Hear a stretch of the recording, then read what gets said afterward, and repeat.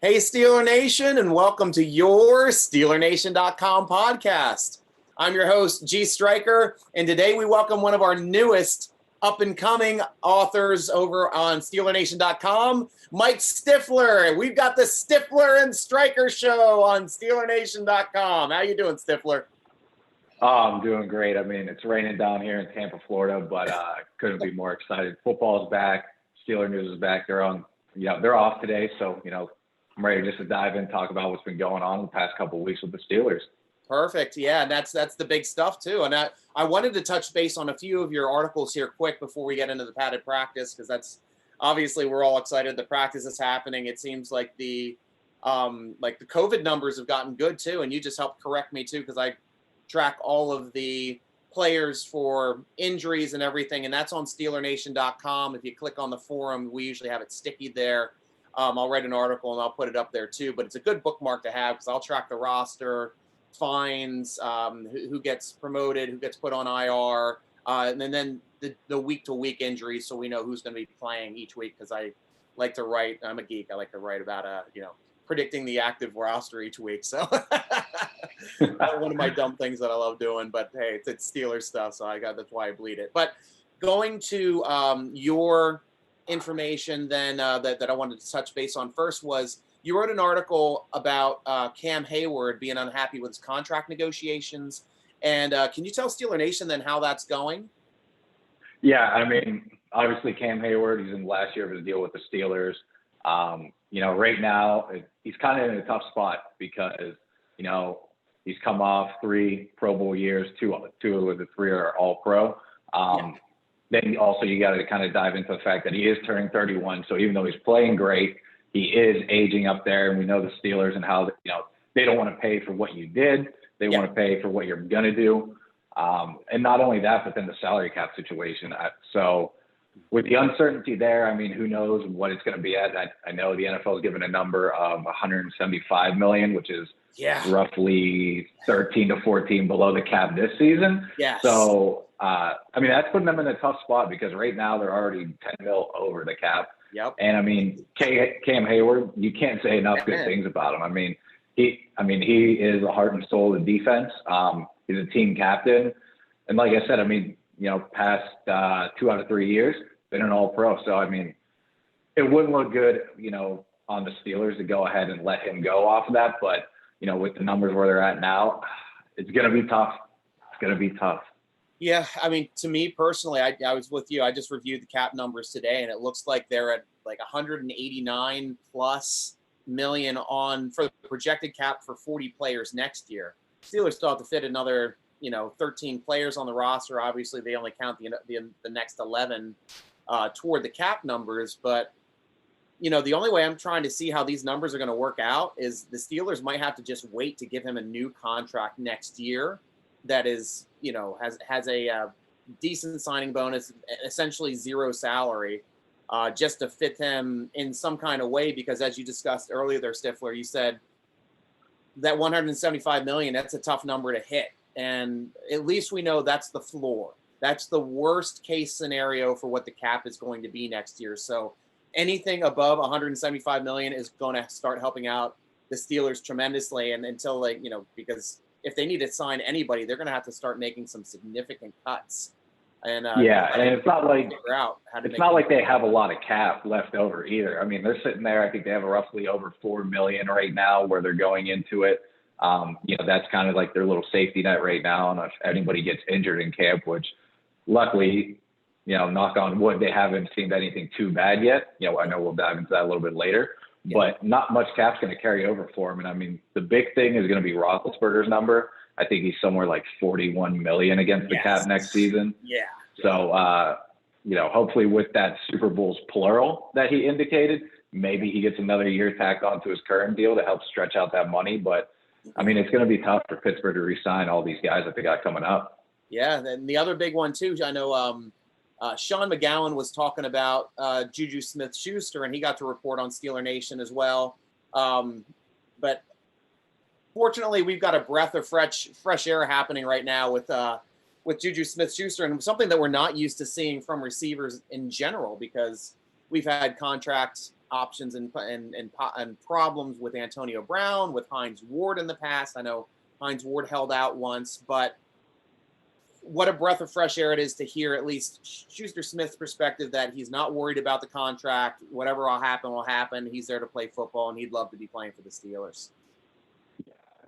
There's also, I mean, you got guys like Odell Beckham Jr., all the whispers he wanted to be traded. Stephon Diggs, he was unhappy during the season last year. Yeah. Juju's just kind of staying quiet at this point. I mean, he knows last season he had a tough year. It wasn't a good look on his behalf. He's kind of in, no right now to kind of go ahead and demand, over, $10 million a season.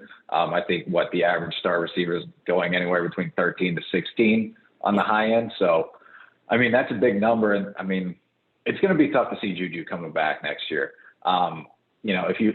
He's produced very well, but he's in a spot right now. If he plays really great with Ben back this year, he's going to outplay himself out of the number. And then not only that, but then if he has another down year, what's the incentive for the Pittsburgh Steelers to keep him around with other guys that are going to need contracts as well? I mean, you got James Conner on top of Cam Hayward, Alejandro Villanueva, he's out there as well. Yeah. It's just going to put Juju in a tough spot. And I mean, it's tough because I think all Steeler Nation loves him, loves the energy he brings. I mean, yeah, it's going to be tough next year when it comes to the cap situation. Like I said, Juju's kind of put him in a spot where he knows he needs to go out there and ball. And, hopefully that brings another Lombardi to Pittsburgh, but it's also going to help his pocketbook in the end. And that's tough too with the cap, because you're saying it's like, usually teams get into cap hell when they bring in a lot of outside free agents and overpay for them. And Steelers really, I mean, they brought in a couple free agents. They got lucky with Joe Hayden. They got incredible value too out of Nelson, but they're not overpaying for that talent. Their problem is they're drafting so well that these players that they're getting, they just can't retain. I mean, we just had to drop Hargrave this year. Phenomenal player, but he ended up being a luxury if you have to it, and Hayward healthy. And now we're coming up to it. We got all these young players that are all pro caliber with Watt and Minka and Juju and Connor, which have all gotten Pro Bowl accolades. And it's like being a victim of your own success with the way that the salary structure is weighted for players that end up becoming high caliber players, and just having too many of them on the roster. I just don't, it's sickens me that we can't retain the talent that we helped to draft and cultivate. Oh, no. I mean, think about TJ Watt's class. Watt, Connor, Juju, they're probably all deserving contracts. Yeah. I mean, could you imagine the Steelers' cap situation if a player like Ryan Shazier was still around and healthy? I mean, they would have had to pay him because he was drafted, I think, back in 2015. Yep. I mean, Bud Dupree's come along, and everybody kind of knows it's, we're paying him for 1 year to come out and ball, and hopefully he gets paid elsewhere. But again, hopefully he helps us out this year. It's just it's tough to retain all these players, and then you have the aging guys like Pouncey, DeCastro, Big Ben. I mean, their contracts are spread over. You mentioned Joe Hayden. I mean, they just extended him. He's averaging like $13 million a year. It's tough when you have an embarrassment of riches. Yes. And I wanted to also touch base on the article that you wrote to welcoming, obviously, Ike Hilliard, our new wide receivers coach, to the team.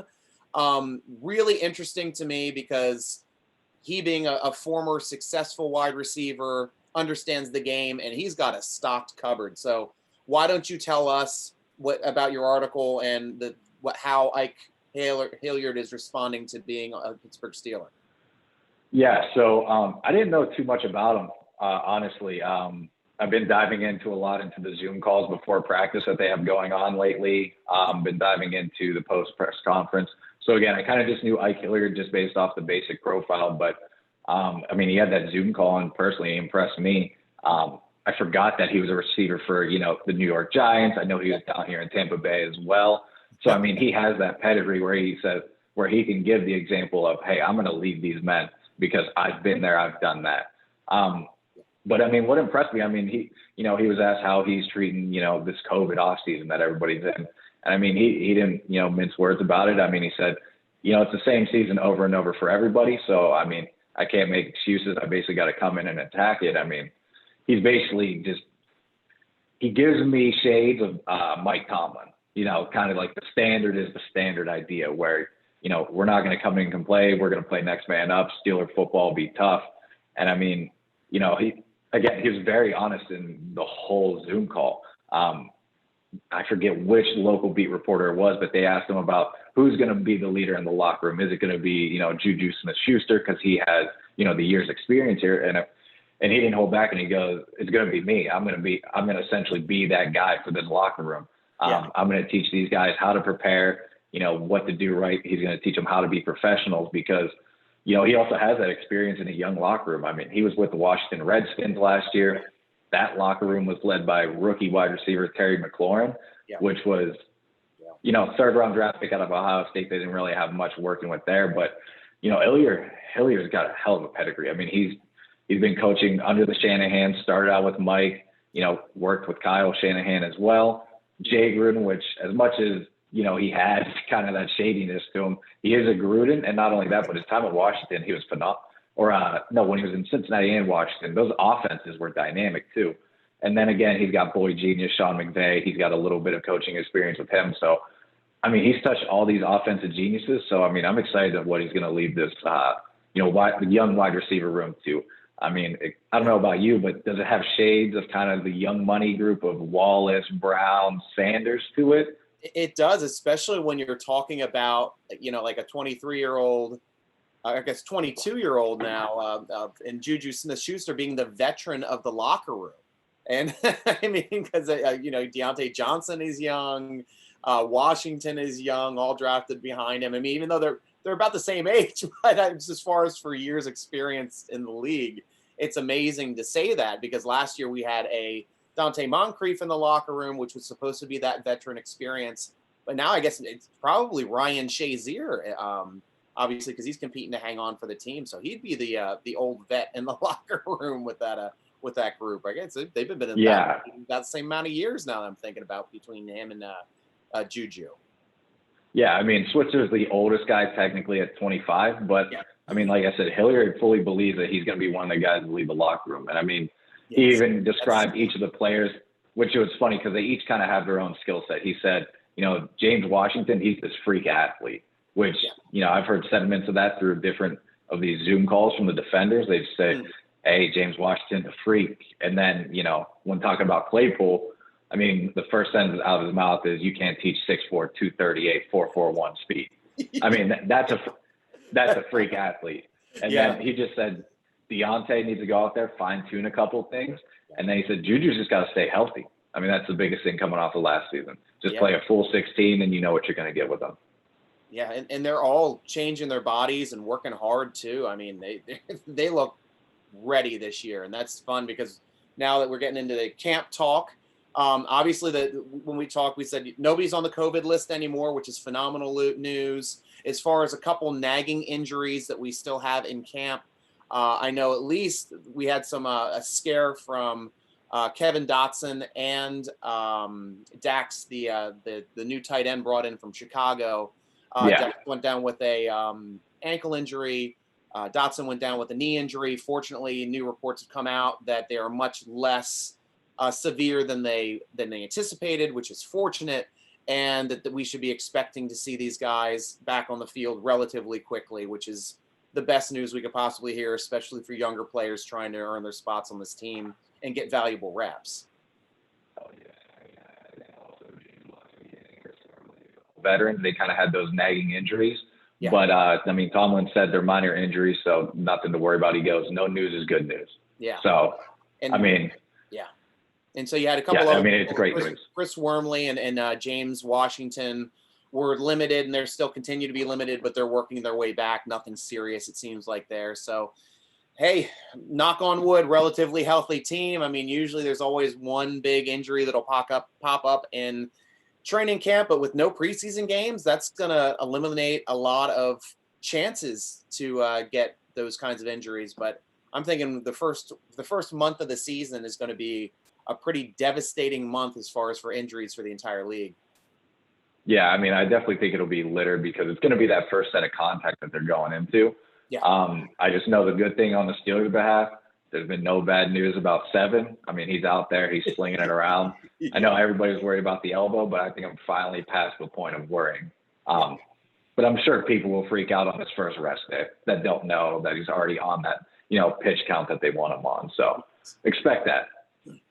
And great too that the Tomlin, I remember he mentioned that he's going by what the doctors say. The doctors say he is fully cleared. He can throw as much as he wants. So, I know they'll still kind of limit his throws like they usually did in training camp, even before he was injured. And the best thing that did last year was it got the Steelers really to see, how Dobbs was progressing, how Rudolph was progressing. And of course they got to find that, hey, this Duck Hodges kid can play. So they'll keep rotating him in and out, and they'll keep utilizing him. But it seems like Ben right now, from what I've read, is playing more in practice, and I think it's probably because he had the year off.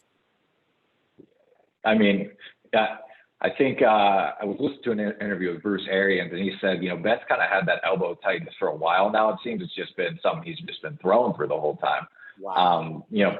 But back to your point, I mean, it was good that they were able to see Rudolph come in. They were able to see Duck Hodges. I mean, they even got a chance to bring in Paxton Lynch, which I want to recall they brought in for a pre-draft visit back when he was hyped up out of Memphis. Yes, they did. But didn't really pan out. Yeah. So, I mean, it'll be interesting, but I mean, you could tell Roethlisberger wants to take as many snaps as he can out there. Yeah. And so since you mentioned a couple people here, I want to start getting into camp battles, one of them being one of the lower ones. But since you mentioned Paxton Lynch and I mentioned Duck Hodges, I think this battle for third quarterback is going to be really interesting because you've got a high pedigree first-round drafted pick in Paxton Lynch, who the Steelers coveted back in that draft. That was a draft where they ended up selecting Artie Burns after Lynch got drafted. Versus Duck Hodges, who came out of nowhere last year, undrafted, great poise, commanded the offense, and did really well for being an undrafted rookie free agent, getting some wins there for the Steelers. So how do you see this camp battle breaking down then, Stiffler? I mean, it's tough because, the media, they're really controlled by the Pittsburgh Steelers and what they want to put out there. And, Ben hasn't had that off day yet. So it's kind of hard to, kind of tell who's going to be running with the threes or the twos that day. Whatever you want to call it. I tend to think that they may take a chance on Lynch. I mean, I like Duck Hodges. I like his personality. I like his, kind of swagger he brings on the field. He seems like he's a great locker room guy. Yeah. But, the Steelers love the bigger quarterback. I mean, Lynch fits that. I mean, I think he's over 6'5" easily. It'll be interesting because this is going to be his first true offseason with the Pittsburgh Steelers. So we really don't have an idea of what he can bring. So I tend to lean Lynch because, again, they did go out there and bring him back. Duck Hodges kind of seemed like they brought him back because he was so familiar with the Steelers after Ben went down. So I don't know. What do you think? Are you leaning, Team Duck, or what are your thoughts? I'm with you, actually. I hear a lot of chatter, especially with the coaches that are currently in there. You've got Feeler, you've got who's the new guy that Canada that they just brought in. Both of them are mentioning specifically Paxton Lynch and his abilities. So I tend to believe that the Steelers are going to give him a legitimate chance to make this team. Just in that fact. Now, here's the benefit too of COVID-19 is the practice squad roster is now 16 instead of 10. And that tells me they're going to keep a fourth quarterback on that roster. And Duck is the perfect guy to stash on there in case there's issues. They can bring him in. They can know he can do it. And, the only thing that hurts me this year is not being able to read those reports from Alec Kozora because he basically wrote down every single thing that would happen in training camp. And you kind of felt like you were there when you do his training camp diaries. So not getting the feel of that battle, we're just purely speculating, but just going on size and talent. That Prescott is the guy and the size that you want. Paxton Lynch. Why did I say Prescott? The man, I got brain head, got COVID head going on. But Paxton Lynch he's huge. He's tall and big body, just like Ben is, and that's what they were thinking when they coveted him and they talked about him in that draft. So I think what they're trying to do, even back then when they were thinking about drafting him, was kind of finding that person that can kind of be interchangeable with Ben and not even really have to change the system, because he's got that strong arm. He can make all those throws. I know Duck doesn't have as strong of an arm, but he's a smart guy. He's a good field general. So, it only hurts me that I'm not able to see this competition, but like off of pure speculation, I'm right now on Team Lynch. I mean, and like you said, it's just so tough because now with how the Steelers are controlling the narrative, like when I was listening to Joe Hayden the other day, one of the beat reporters said, can you dive in and tell us what happened? Because he technically can't. So again, it's all driven by the Steelers, and they're only going to let out, the little things that they want out. So I'm missing those eagle eye, scouts going out there writing every little line, third team, 3rd and 2 on the, 7 shots, whatever it may be. I'm missing that this season. I am too. And I've gotten a little touch of that just doing some review here with Labriola. I know he's throwing out some of that stuff, but it's just, it's single plays, not the whole progression and what's going on. So, we got to take our information where we can in this COVID age. And right now I'm showing Steeler Nation. We're just watching the first padded practice put out by Steelers.com, and that's where the video here is from. I think Tunch and Teresa Varley are talking with each other also while this is going on. But it's a chance to at least see what they get to see when they're on site reporting for practice at Heinz Field. So it's also interesting that they're practicing on the field that they're going to be playing on, and not like a multi-sport field. We all thought that they're going to be on South Side playing on the in the multi-sport complex that they have, the UPMC complex. But it seems like the Panthers, I believe, were occupying it first, but now I don't know what they're even utilizing that facility for. But I guess it's just easier to make sure that they can limit the amount of contact for people other than having other teams and other organizations at the same facility.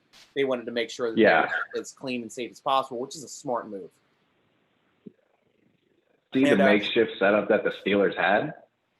Which one? They I don't know if you've been watching The Standard, episode 1 and episode 2, where it showed them building the fitness facilities at Heinz Field, having everything set up. I mean, it's a good watch, Steelers fans. I mean, if you haven't heard it, haven't watched it yet, it's on the Steelers YouTube page. I think it's on Steelers.com. It's called The Standard. Okay. 2 episodes out. I think it comes out on Sundays. Just plugging that a little bit. But, I mean, they show the full scale on how they're kind of, makeshift in Heinz Field. I mean, when the players are working out, they're working out in the tunnels, kind of the stairwell, different things where all of the Steelers fans know well if they've been to Heinz Field. So, I mean, they're practicing if it's hot outside, cold outside. They're feeling that when they're working out.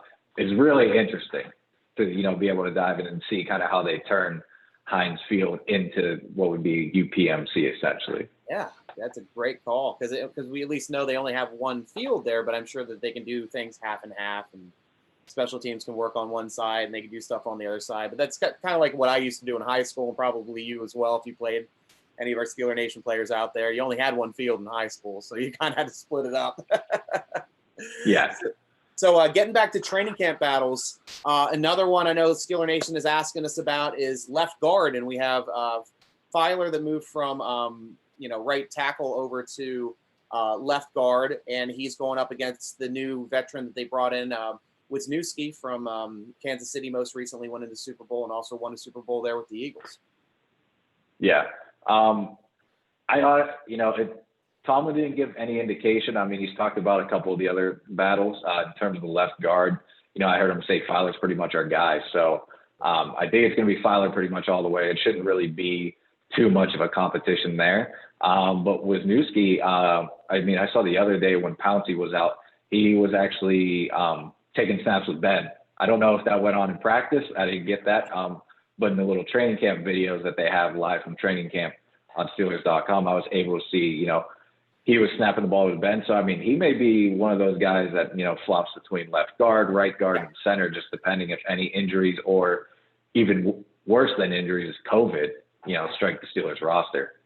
You hit the nail on the head there, Stiffler. That's exactly why they brought him in. And this is I just wrote about this. I'm on the forum at SteelerNation.com, and I just discussed this morning when we were talking about different players. And what I mentioned about Wisniewski is this is kind of the first time the Steelers have brought in a veteran to kind of be that swing interior lineman, because he's he's probably the best backup center we've had behind Pouncey in the longest time, because everybody else that we brought in was kind of like, a young guy that can kind of play center, but is more like a guard and can handle snapping duties. But fortunately, Pouncey's been fairly healthy his entire career, other than the one season. But but Wisniewski can play. He's an NFL center. He's an NFL guard. He's started games in the NFL playing both of those positions and playing them at a high level and at Super Bowl level. So it's great to have that fallback in case there's a problem. We've got an actual guy that's been there, done that can do it.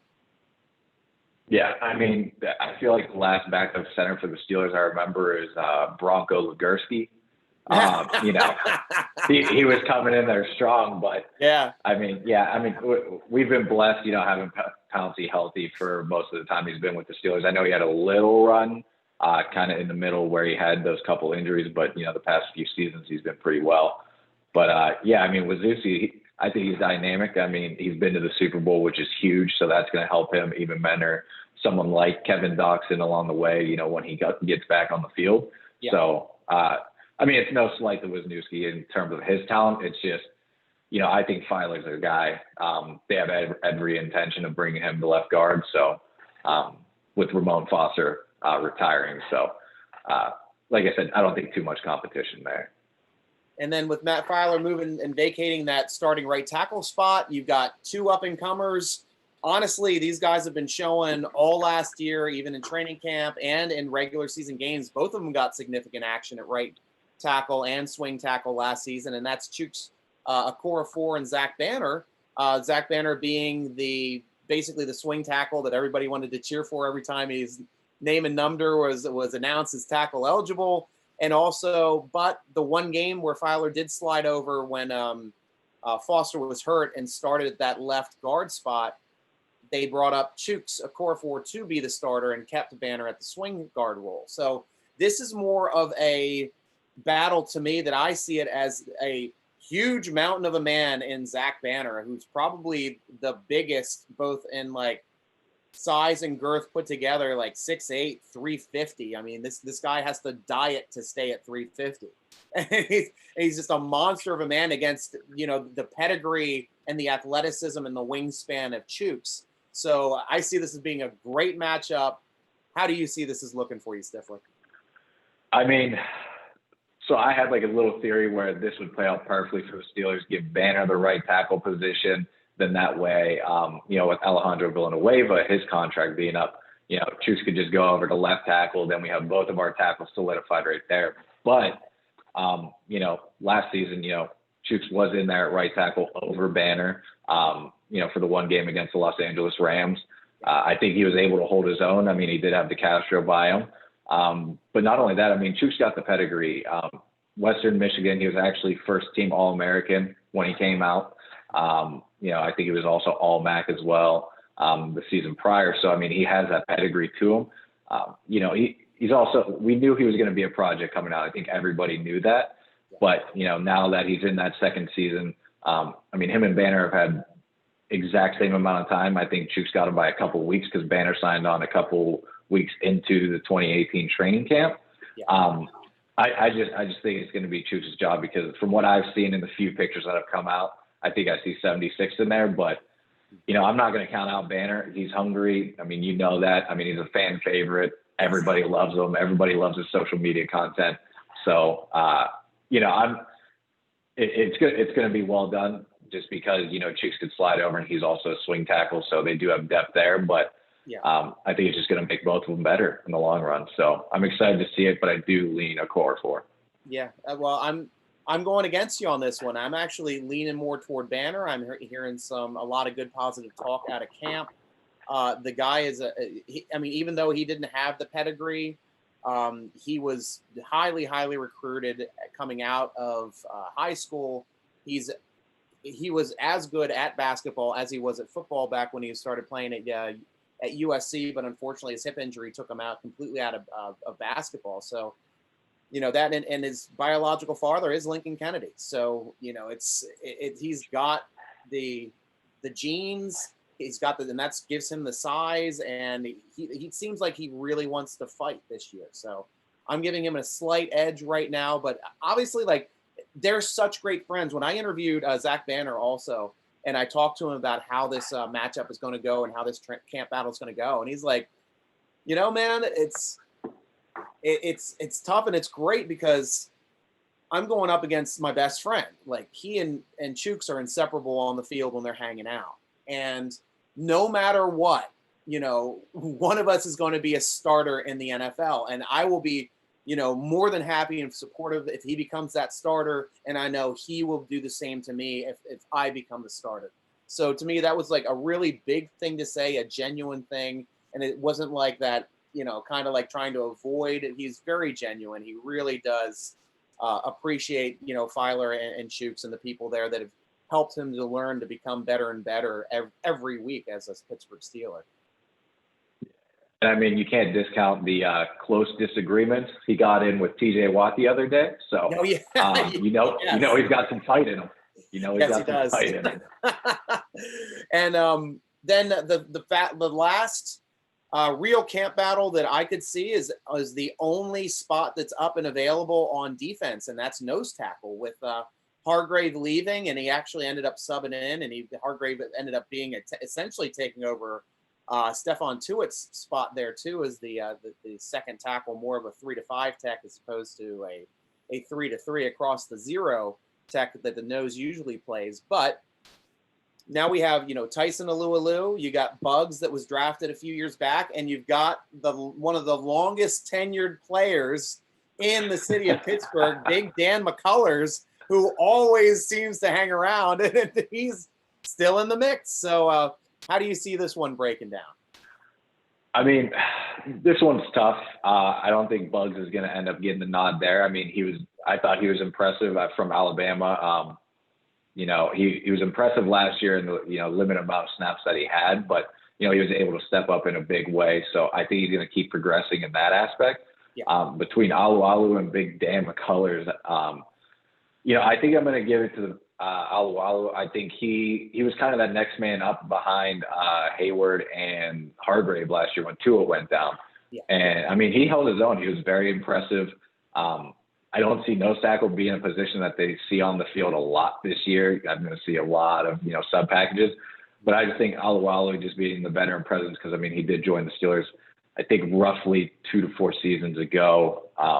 Yeah. I remember him coming out of Washington as well. He was pretty hyped up, I believe. But I'm going to give it to him. Big Dan McCullers have always seemed to have kind of that little thing that holds him back. I don't know, maybe this year with the weight loss, I heard he's transformed his body as well. Yeah. He may be that guy, but like I said, I think I'm going to lean with Tyson. And, like I said, I don't think it's a position we see a lot of on the Steelers defense this year. Yeah. So. Yeah, and I'm with you there exactly, Stiffler. I think Bugs is probably going to end up being more of a backup 3-5 tech, more on the outside behind the All-Pros and Pro Bowlers we have to it, and Hayward. Big Dan, obviously, been there, done that, probably going to hang on the roster again as a backup nose tackle. But the coaching staff has already started to chirp a little bit, too, about Alualu and about how well he looks this year and how excited he is to be really that defensive tackle spot. And I thought, Chris Wormley would have been possible to bring into that role. But after seeing his size and speaking with him and interviewing with him, he's definitely a 3-5 tech. He plays on the outside. He's not interested in being a nose tackle really at all. So kind of looks like Alualu will have the advantage then in this matchup. But we'll have to come back and hit on this a little bit later on in training camp to see how it turns out. So yeah, and it's funny about Wormley, though, because they have him listed on Steelers' website as a nose tackle. But it's something that it doesn't seem like he's going to be involved in at all. Huh. Yeah, that's the interesting thing too. Like I said, because that's why a lot of the big questions from Steeler Nation when I was interviewing him was like, "Hey, how does it look like? Have you played nose before? What's it like playing nose tackle?" And then my first thought I asked him, I was like, "Hey, have you ever played nose before?" He's like, "Never. Nope." I was like, "So are you expecting to play any nose tackle?" He's like, "I will play wherever they tell me to play, but I'm not really built to play that position. That's, I'm more of an outside guy, outside interior lineman." And he is disruptive. He's good at getting his hand in the air, and he's going to be, I think he's going to be a great depth addition anyway behind to it, and Hayward and kind of filling in that gap too with if Alulu is going to be more toward the middle, not having Hargrave. It's nice to have that support structure with a good veteran that we know that can step in and still play should anything happen to our top two. And yeah, I agree. So now the last part, this last segment we wanted to discuss today was projecting the roster. So I know you've projected a roster already for SteelerNation.com. We discussed it a little bit last night, texting back and forth. And I want to get your take on this current Steeler roster. I imagine it's going to be, there's 53 people. 3 of them are usually the special teams. Always special teams. Your long snapper is going to be locked in at Canada. You've got, your kicker is Boz and your punter is Barry. Those 3 guys are locks. Now, outside of those 3, did you go with the remaining 50 players? Did you go 25 offense, 25 defense, or did you slant one more toward the other on the other side of the ball? I mean, that's the interesting part, I think, with the Steelers roster, especially with the COVID offseason. There's going to be 3 quarterbacks. I know last season they initially went in with technically 3, but then traded Dobbs away before that first game. So they went into week 1 with 2 quarterbacks. Yeah. So there's definitely going to be 3 there because of COVID. I think the 6 wide receivers that are locked in. It's going to be Smith-Schuster. It's going to be DJ. It's going to be James Washington, Claypool, Switzer, and Deion Kane. There shouldn't be any questions there. I think the interesting part that kind of lies for the Steelers ahead is, where are you going to add the extra player? Are you going to add a 5th safety? Are you going to bring in a 6th cornerback? How many running backs do you bring in? I know that's been a hot topic of discussion. Yeah, because who's really going to be that running back? Running back room. How many do they have in the room right now? 8, I believe. Yeah, I think it's 8, and I'm pretty sure that does include T.J. Watt. Wow. Okay. Oh, you mean Derek Watt? Yeah. Yeah. Derek Watt. Yeah, I know. Yeah. COVID brain. We got it. Yeah. So then the running backs. Then how do you see with so many running backs? One will be a fullback, and that will be Derek Watt, and then what do they keep? 3 running backs or 4 running backs after him? Well, you're going to have James Conner, Benny Snell, Anthony McFarland. Those are all locks on the roster. Shouldn't be any question about it. Like I said, I think it depends where they want to add that extra player. And like you mentioned earlier, I mean, the practice squads are now expanded to 16 players. So, that 4th quarterback's going to be there. Could they do what they did last season where they have, a guy like Trey Edmonds hang back? Could they do Kareth White on the practice squad again? Yeah. That's kind of what's going to be interesting. And then, I mean, Jalen Samuels is a wild card. Is he going to get left behind with Anthony McFarland? Does he do anything better than the other running backs? I'm not too sure. I mean, is he a better receiver than James Conner? I will tell you the one thing he does better than any single running back on the team, and it's something he doesn't get a lot of credit for, and he is the best receiver in our running backs room. And he came out of college basically as a slot receiver, scat back.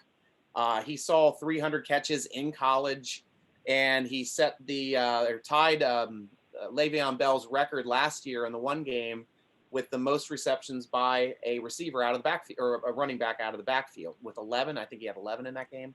11 or 12, it was around there.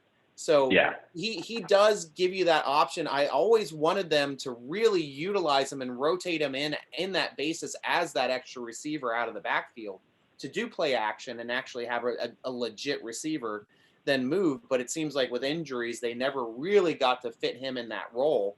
And the injuries across the entire line just kind of stopped the ability for the Steelers to even kind of just plug and play for different opportunities because they were just so thin. They just had to put the healthiest people out there. They really couldn't have a lot of fun with personnel matchups. Yeah. I mean, like I was saying, it's arguable that he does anything better because if you do a passing situation, I mean, James Conner he's a better pass pro than Jalen Samuel. I think Conner's proven that. Definitely. And then he does have the ability to come out the backfield.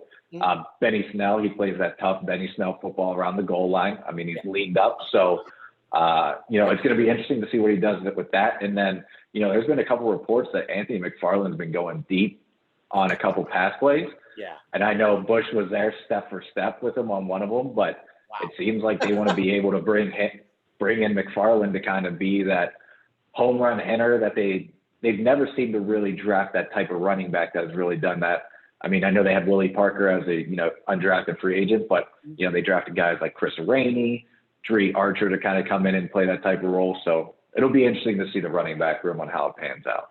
Nice. Do they keep a fourth actual running back, or, do they go the route where they put a bunch of guys on the practice squad and, bring up as needed? Yeah. Yeah, that's great. So then moving on, tight ends, I imagine they'll probably keep 3 as they kept last year. Vince, definitely,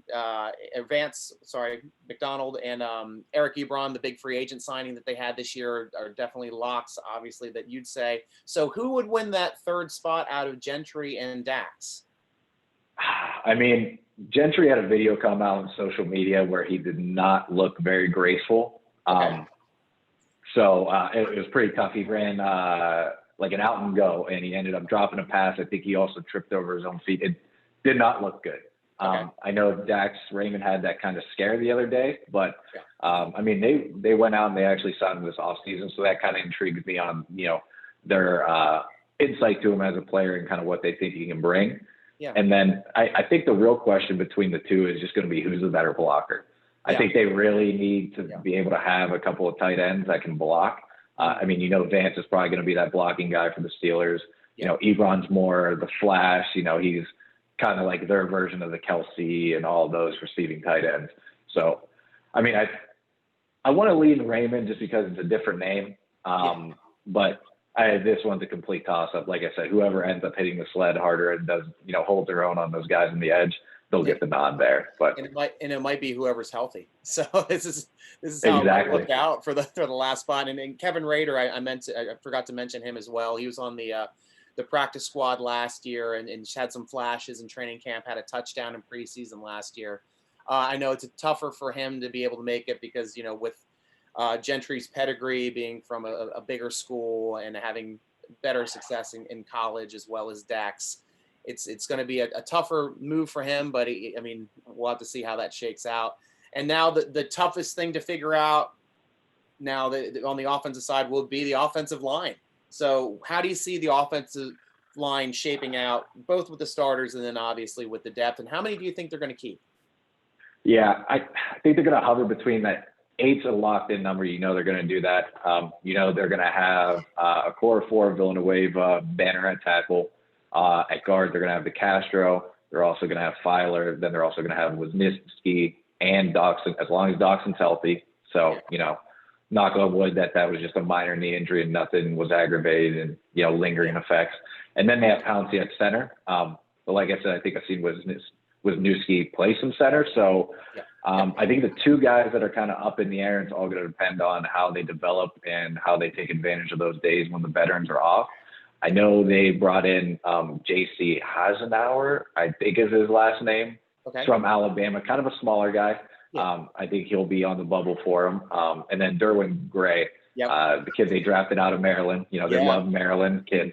And he was playing like every position last training camp too, it seemed. They threw him basically at all 5 spots. So again, I think it's going to be kind of just a, strategy of, do they want to carry that many offensive linemen just in case, because you never know with the pandemic going on.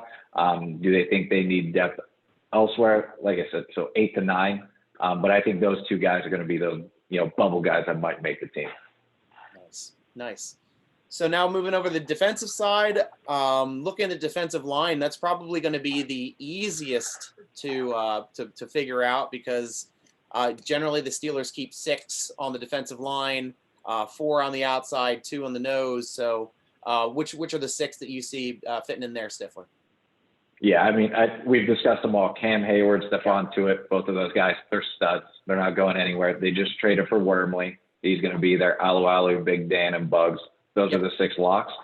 I think it'll be interesting to see what guys go on the practice squad because they did sign the XFL sack leader, Kayvon Walker. Yeah, good point. So it'll be interesting to see if they end up bringing him into the fold to the practice squad. But I don't see any more than 6 right there. Like I said, I think you're going to do a lot of sub packages this season. So you're going to have your 2 down linemen lining up. So I think 6 is going to be the number there. That's the easiest thing to predict outside the specialists. Yeah. So now moving over to linebackers, I guess let's start on the middle first because that one's a little bit more interesting to me. Obviously, we've got Devin Bush and Vince Williams locked in as starters.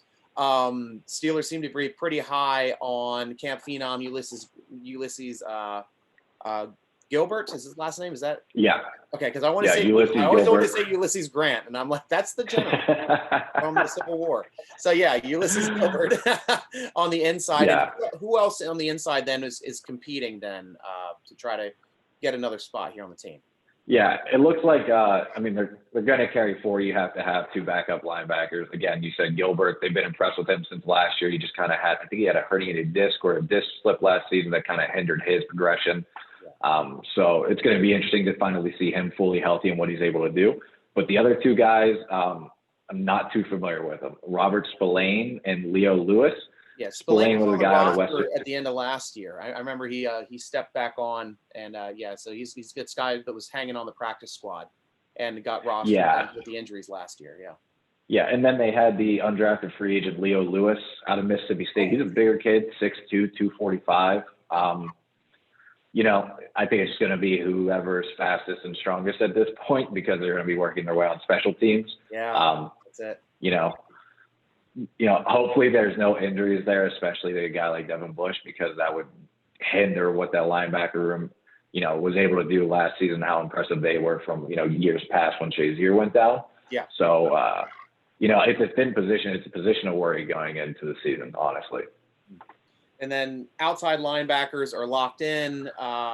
You know, we pretty much are set, though somebody might be cut, or will they keep 5? I know that they drafted Highsmith there to serve behind Dupree, who was franchise tagged, and Watt, who is all world guy, is freaking amazing to watch. And then they had 2 guys last year that were flashing in camp in Olai Adani and Tuzar Skipper, who actually got picked up by the Giants, and then the Steelers made sure to sign him back off of their practice squad before the end of last year because they really liked the way Tuzar was looking last year, but his only problem was he didn't play special teams. So do you see them keeping 5 outside linebackers, or do you see somebody else coming into the mix here? What are your thoughts?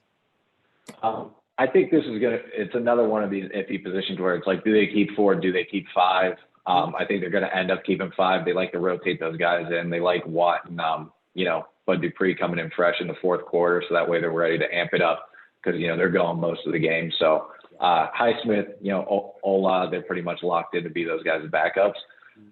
They brought in a guy, Lockhart, undrafted free agent. He seems kind of thicker out of Baylor. Would be kind of more like that run stopping size. I think they're going to end up keeping Skipper, and I think they're going to sign him onto the roster, making them the 53, just because, again, after he was signed by the Giants let him go. They immediately went out there the next day, picked him up. I know they had a couple injuries last season, but I think Skipper's going to end up making it just because, again, they wanted to keep him. They wanted to bring him back. I'm sure he'll learn to play special teams this season. Yeah, that would be ideal for him to make the team. So now we get to move on to the secondary. Let's start at corner. I know corner's a little bit more convoluted because you've got your 2 outsides, and then you have your slot receiver. And generally, the Steelers keep about 6 of them, I think, for like 2 slots, 4 outside. It's neat to have. I mean, starters are set with Nelson, with Hayden we spoke about earlier. You got Hilton, who I love in the slot, and also you got Sutton, who's kind of back up in the slot, comes in the dime, and kind of can play anywhere if anything happens to anyone else. So past those 4, how do you see the rest of it shaking out? Yeah, I mean, I'm going to talk cornerback and safety in one because there's going to be a total of 10 defensive backs. It just depends. Is it 5 and 5? Is it 4 and 4? It'll be interesting to know because the wild card in the Swiss Army knife is Cam Sutton. I know they've talked about getting him on the field as much as possible. Slot corner, dime backer, third safety. Yeah. I mean, they say he's just beyond light years smart and knows every position in the secondary. Nice. So does that impact? Do they keep 4 technical safeties on the roster and bring in a 6th corner? Not sure, but I think Justin Lane, he had the injury bug last year. I think he might have been on the COVID list this offseason, finally came off of it, or he had a nagging injury. Yeah. I forget which one. He's a kid out of Michigan State, long, lean, kind of has that Ike Taylor look to him, hopefully. Yeah. But then they got a couple guys that I've been seeing a lot of. There's been Alexander Myers. He's number 35. it's going to be the easiest way to memorize him. He seems like he's been out there on quite a bit of pictures on Steelers.com. And then they had got a guy, last name Bandy, out of Miami. He's kind of like a tougher, shorter guy, kind of reminds you of that Mike Hilton type. And I mean, they may be trying to find that next Mike Hilton because his contract is going to be up again at the end of the year. Yeah. So that's kind of where does that 6 cornerback come in. And I think it all relies on Cam Sutton and kind of how much they want to use him and distribute him, because I mean, at safety, all pro Minka Fitzpatrick, our savior, everybody loves him. Yep. Terrell Edmonds, who this is his year. He's been getting some rave reviews in the run game. Yeah. Coming up, making a couple hits. Then after that, you have Dangerfield. He's been a lock steady special teams player for Pittsburgh for I don't know, 5-10 years. It seems like he's always on the team. They went out. No respect though. That Dangerfield gets no respect. I'll tell you. No, but then also you got Antoine Brooks Jr. He's right out of Maryland. They kind of hyped him up to be also a dime backer potential there because he's a hitter, is what they say. But then, after that, they also signed Curtis Riley, I think formerly of Oakland. He was last in Oakland with where they were at. Yeah. So, he's kind of a veteran presence. He has a couple years in the league, more than most people. And then you also got Marcus Allen out of Penn State. And he seems like he's a locker room favorite. You see him on everybody's Snapchats and videos. So, he's probably a special teams guy. Those are, between Bandy, Myers, Riley, Allen, and the other guy that made Marcus the roster Allen. last year started with a K. His last, what was the other safety that was on the roster? Man, I'm drawing a blank. Oh, AFL guy. Yeah. Oh, I can't think of his name. And he was Ross. Yeah, here we are, Steeler Nation. Yep. Yeah. Great minds at work. Yeah, But, I'll find it. Yeah, like I said, there's about those 5 players that are going to take that 10th DB spot. Honestly, I think they probably throw it at 6 cornerbacks. You want to match your cornerbacks with your wide receivers there. I'm going to give the lean to Bandy there. I think he's going to kind of be that, tough Mike Hilton type guy, kind of scrappy. So, like I said, it'll be interesting to see kind of how they divide that up. Because, I mean, you have a couple guys like Brooks and Sutton that kind of swap in between and play all these multiple positions. Yeah. So there's plenty of ways the Steelers can go on that roster. And then, like we talked about at the beginning, specialists are not even – it's Canada, it's Barry, Boswell's back. So, I mean, that's what we're looking at for our 53. A couple hard decisions to come. Yeah, that's it. And as we get closer, I'd like to have you back and really kind of solidify it, because it's fun to – kind of guess and figure out who's going to be on the roster when the final roster is set. So that would be a lot of fun. Oh, man. I'd be honored to be back. Awesome. So now we've reached the point of the podcast where it's time to take questions from Steeler Nation. And if you're over at SteelerNation.com, you jump on the forum. I usually ask for questions there. Sometimes I'll post on Twitter when I remember, because I'm very socially inept in social media.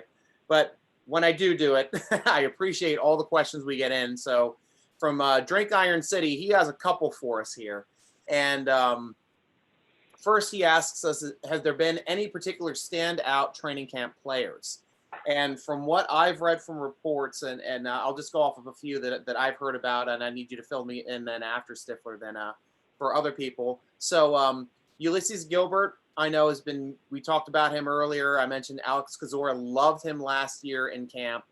High praise for him. Steelers have high praise for him, so much high praise that they ended up not drafting an interior linebacker this year. And he's already getting buzz this year as well. And it looks like they're probably going to be working him, and there's talks about working him into that Baron Batch role, kind of coming in in those passing downs to help Vince Williams. And so Vince Williams wouldn't have to be on the field for those longer passing down plays, and I think that would just be a fantastic way to use the guy. You mentioned earlier Terrell Edmonds with the run support, and also earlier before that, when they were in passing drills, there was some chatter that came out about Edmonds even improving in the passing game, which is huge because he had some problems with angles last year. I know Steeler Nation was hard on him for that things, but as soon as he gets everything very hard and knows where he's going to be, and it seems like the defense is locked, and it's locked for the first time in years. So it's going to be nice that he knows the people. He's going to know everyone's role, and he's going to be able to play off of that. We also mentioned McFarland, good burst in speed, and Big Ben, obviously coming back to me, I think is the biggest training camp plus that we have. One thing that I also noticed was when Kevin Dotson was hurt, Ben Roethlisberger helped him off the field, which means he was running some plays with the first team offense. So that tells me that they're already kind of high on his ability. And I know they rotate some people in and out. I know DeCastro's been out, so he was probably filling in for that DeCastro spot. So that's pretty high, and that is the exact same. He played right guard in college as well.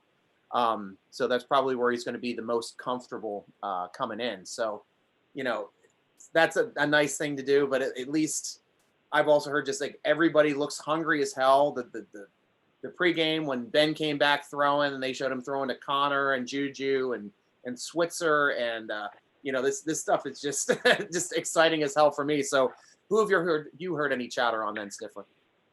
So the future $100 million man, TJ Watt, they said he's in mid-season form.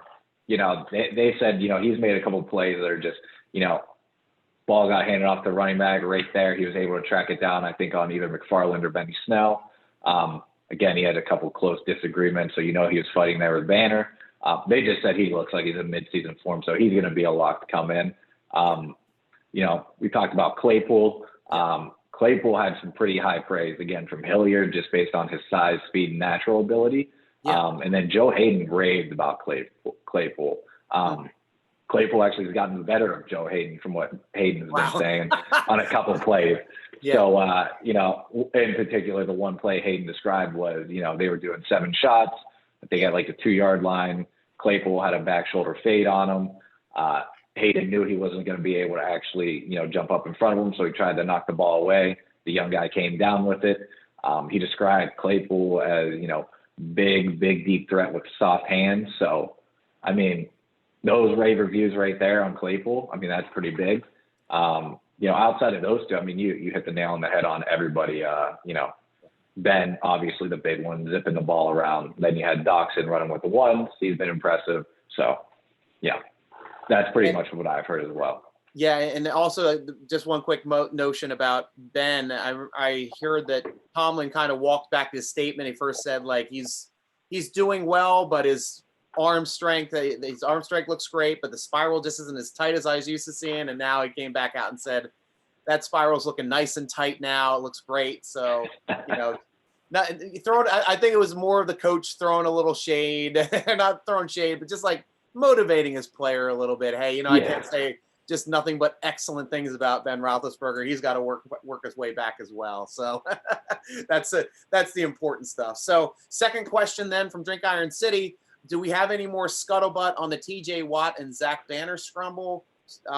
Basically, only what we've read, and that is essentially they've got into a couple scuffles. Now, what I can do is I can elaborate on what it means for these guys going at it. It's TJ Watt the Watt family are ultra competitors, and they don't just want to be, great. They want to be the best ever at everything that they do. And Zach Banner has a fire in him as well, that he really wants to show that he can lock down that right tackle spot. And if these guys are getting into scuffles multiple times, it's a competitive edge that is making them stronger going up against each other. I think it's going to make each other better. And it's showing that each one is getting a little bit under their skin because of how competitive each one is. Yeah. And they couldn't give any more details outside of a close disagreement because of the COVID. They don't want to say that they got into a fight, that they were on top of each other. Just the wording of it's hilarious. Close disagreement. Close disagreement. That's a perfect way to state it. So third one up here, we got some questions on Ryan Shazier. And will Ryan Shazier make the team on ability, or will he be like essentially a shirt tail friendship addition to the team? What are your thoughts on that, Stiffler? So Ryan Switzer is who we're talking about, folks. Just to clarify, sorry. not Shazier. No, did I say Shazier? My gosh, that's my problem when I'm trying to do 20 things at once. No, it's fine. But Ryan Switzer, there was a report that he scored the touchdown at the end of practice the other day when they were doing the 2-minute drill. No pads, just helmets. So, take it for what it is. But, I think Switzer's going to be locked in.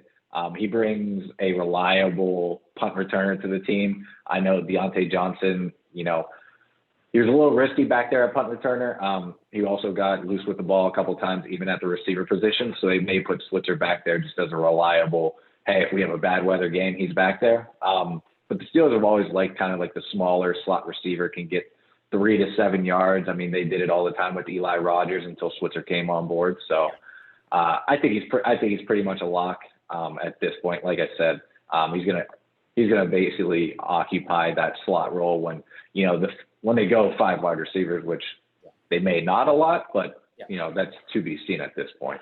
But different. I think it's both. And I just shared a picture up here, Steeler Nation. It's showing how Ryan Switzer has transformed his body. I'm just happy I'm not calling him Barry Switzer because I always put the old cowboy name in my head. That damn 95 season. Damn you, Switzer.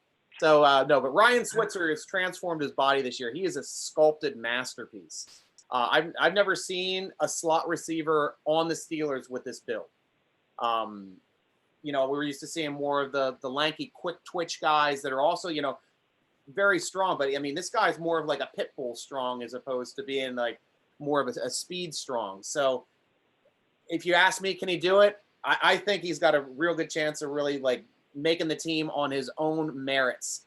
Ben loved throwing the ball to him too. And that was the big thing back when he was really more of a part of the offense when Ben was there on the team.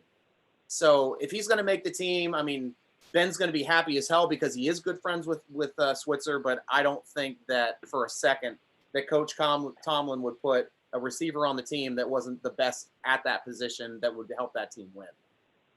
Yeah. Like we said, he's friends with Ben Roethlisberger. They have that connection there, so that's going to be great. And, like you said, Tomlin's not going to put a guy on the roster just because he's friends with somebody. That's not Mike Tomlin's style. He's going to put him on the team. He's going to use him. So last question from DIC. He says, are you guys live at training camp or what is your actual location? And I have to let you know, I would love to be at training camp in Pittsburgh, Pennsylvania, watching these guys go through it because then I could have daily reports and let you guys know exactly what's going on. But unfortunately, I reside in Mount Airy, Maryland, which is smack dab between Frederick, Maryland and Baltimore and enemy territory. But and then Stiffler, of course, he's been telling us a couple times here on the call that he's in Tampa. Which borough of Tampa are you in? Because I know there's a bunch of little cities there in that Tampa area.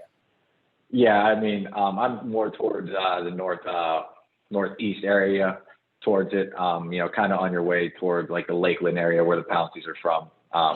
Famously. So, I'm outside of downtown. I'm not too close to TB12 and everything going on there.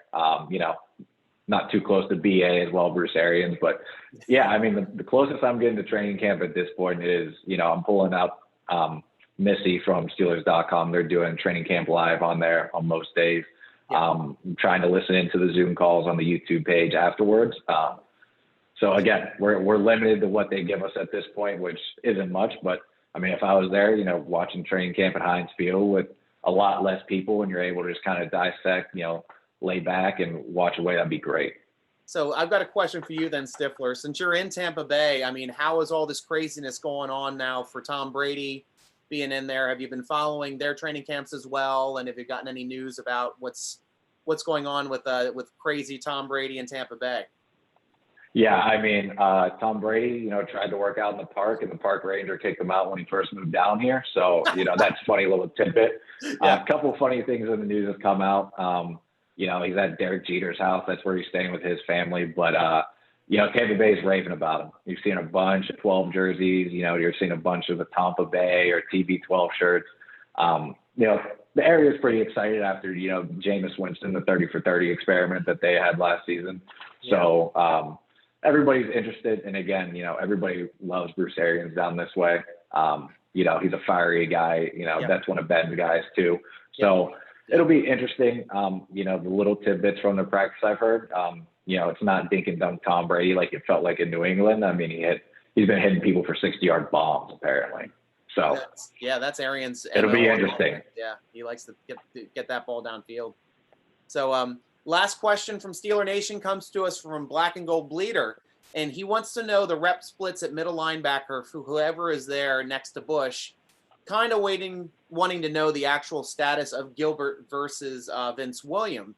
And that's what we just touched on a little bit earlier. It's like unfortunately, we don't know the rep splits and where they're sitting. I mean, as much as we're trying to read, the only thing that we hear is that there's a lot of chatter out of camp that Gilbert's doing well, and that there's talk of him possibly filling in that Baron Batch role from last year, which means he's going to be on the field in passing down sets and a little bit more often as opposed to just being a straight backup. But as far as for the run game, I personally don't see anybody on the field doing it better than Vince Williams. He's definitely our best run-stopping linebacker. Great on blitz too. He's great when he can read the lanes. He reads the gaps. Anything else that you see or you can add to, Stiffler? Yeah, I mean, it's going to be interesting to see how much they go to linebacker when they go in their sub packages. Will they bring in Gilbert? Will they bring in one of those dime backers like they were talking about with Cam Sutton, or even bringing Terrell Edmonds down in the run game? Yeah. That's to be seen. But I mean, I echo your sentiment about Vince Williams. I mean, he's a hell of a blitzer. I don't think he gets enough credit for that. He seems like he's kind of gone on the James Harrison Debo diet this offseason with a couple of the workout videos he's pulled out. I think Vince Williams, he's got a chip on his shoulder, and I think, if they're lacking in the pass rush department, Vince Williams will see a lot more third downs than he did, in the season prior.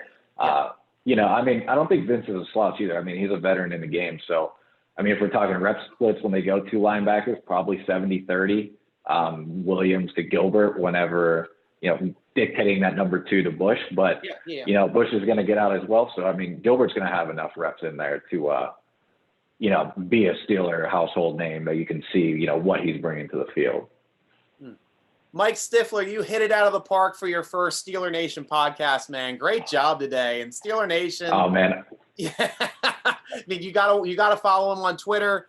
He is at @StiffEasy_. That's at StiffEezy_, because he's as you see, he's a wealth of information, wealth of knowledge. We're happy to have him here. Follows training camp as well. And thank you very much, Mike, for joining us here on the podcast and making the Stiffler-Stryker connection here work. Oh, man, it was a pleasure. I've been waiting to get on here, but, now that news is pumping out. Hopefully we see each other's faces more. We're able to talk about what's going on during the season. I'd be happy to do that. Love to. Great.